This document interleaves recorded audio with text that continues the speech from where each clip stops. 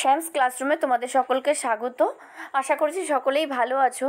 তোমাদের class 10 first unit test অধিকাংশ স্কুলেই শুরু হয়ে গেছে।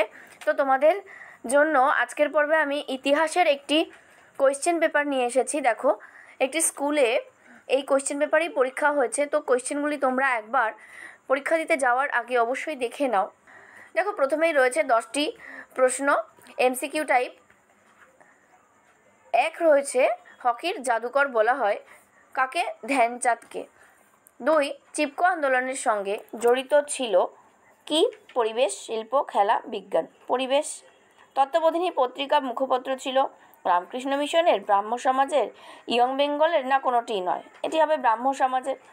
4 প্রশ্ন, কলকাতা মেডিকেল কলেজের প্রথম মহিলা চিকিৎসক কে ছিলেন? কাদম্বিনী গাঙ্গুলি। ভারতের পাশ্চাত্য শিক্ষা বিস্তারের ক্ষেত্রে বেমানান নামটি হলো কি হবে? কালীপ্রসন্ন সিংহ। মেকলে মিনিট প্রকাশিত হয় 1835 খ্রিস্টাব্দে। ভাগনাডিহির মাঠ কোন বিদ্রোহের সঙ্গে যুক্ত? সাঁওতাল বিদ্রোহের সঙ্গে যুক্ত।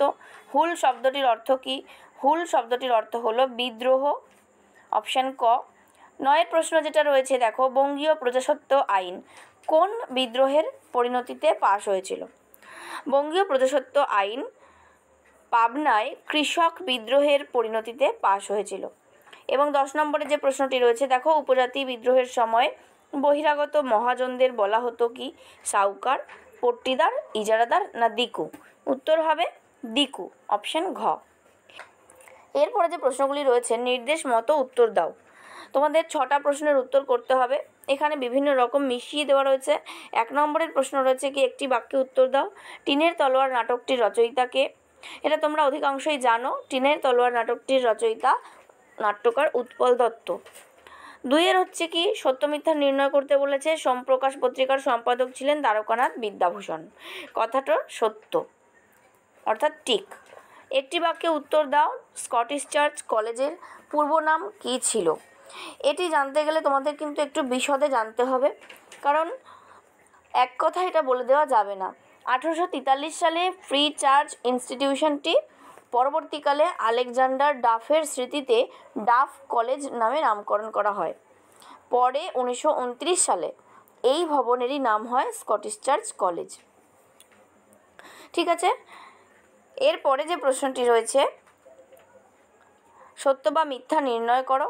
ডেইট্রিক ব্র্যান্ডিস ছিলেন ব্রিটিশ সেনাপতি। এই কথাটি কিন্তু মিথ্যে, অর্থাৎ ক্রস। কারণ ডেইট্রিক ব্র্যান্ডিস ছিলেন ভারতের প্রথম ফরেস্ট ইন্সপেক্টর। 5 প্রশ্নটি রয়েছে, সঠিক ব্যাখ্যাটি নির্বাচন করো। নীলকর সাহেবরা বে এলাকা চাষে বেশি উৎসাহ ছিলেন, কারণ কি? এর কারণটি বা এর ব্যাখ্যাটি কোনটি হবে? দেখো, বে এলাকা চাষে শান্ত বজায় থাকতো। বে এলাকা চাষে নীলকরদের নিজস্ব জমির প্রয়োজন হতো না। এবং 3 নম্বরে বে এলাকা চাষে কৃষকদের সুবিধা হতো। এই 3টে ব্যাখ্যার মধ্যে কোনটি সঠিক হবে আমাকে কমেন্টে অবশ্যই জানাবে কোন উত্তরটি সঠিক হবে। এরপরে 6 নম্বরে যে বিবৃতিটি রয়েছে, দেখো, রামমোহন রায় সতীদাহ প্রথা উচ্ছেদ করেন। কোন ব্যাখ্যাটি সঠিক হবে? রামমোহন রায়ের আন্দোলন ছিল সমস্ত হিন্দু কুসংস্কারের বিরুদ্ধে। 2 হচ্ছে, রামমোহন রায়ের পারিবারিক জীবনে অনুরূপ অভিজ্ঞতা ছিল। এবং 3 নম্বর ব্যাখ্যা হচ্ছে, রামমোহন রায় নারী জাতিকে অধঃপতিত অবস্থা থেকে মুক্ত করতে চান। তাহলে এই ব্যাখ্যা 3টের মধ্যে 1 নম্বর ব্যাখ্যাটি আমি সঠিক বলতে পারি, কারণ রামমোহন রায়ের আন্দোলন ছিল সমস্ত হিন্দু কুসংস্কারের বিরুদ্ধে। এরপরে দেখো, তোমাদের 2 নম্বরের প্রশ্ন রয়েছে, যে কোনো 4টে প্রশ্নের উত্তর দিতে হবে। এই প্রশ্নগুলো তোমাদের জন্য ইম্পর্টেন্ট। ফার্স্ট ইউনিট টেস্টে যাওয়ার আগে তোমরা অবশ্যই এই প্রশ্নগুলোর উত্তর দেখে যাবে। যে ইতিহাস চর্চায় ফটোগ্রাফিকে কেন গুরুত্ব দেওয়া হয়? 2 নম্বর, নববিধান ব্রাহ্ম সমাজকে কবে গঠন করেন? 3 নম্বরে, হুতম প্যাঁচার নকশা থেকে কী ধরনের সমাজচিত্র পাওয়া যায়? 4, কোল বিদ্রোহের কারণ। এবং 5 হচ্ছে, কেনারাম বেচারাম কী? এরপরে 4 নম্বরে রয়েছে 7-8টা বাক্যে উত্তর দিতে, যে কোনো 2টো আনসার করতে হবে। এটা হচ্ছে বড় প্রশ্ন 4 নম্বরের। বিপিনচন্দ্র পালের আত্মজীবনী 70 বৎসর কেন ইতিহাসের উপাদান রূপে গুরুত্বপূর্ণ? এবং 2 প্রাচ্য পাশ্চাত্য দ্বন্দ্বের উপর টিকা। 3 রয়েছে উপনিবেশিক অরণ্য আইনের বিরুদ্ধে আদিবাসী ক্ষোভের কারণ। এরপরে 8 নম্বরে রয়েছে একটা কি রয়েছে, নারী ইতিহাস চর্চার বৈশিষ্ট্যগুলো কি কি, এবং আধুনিক ইতিহাস চর্চায় নারী ইতিহাসের গুরুত্ব সংক্ষেপে লেখো। অথবা নবজাগরণ কাকে বলে, ভারতে নবজাগরণের প্রকৃতি আলোচনা করো এবং 3 নীল বিদ্রোহের কারণগুলি আলোচনা করো। তাহলে এই হলো তোমাদের প্রশ্নপত্রটি।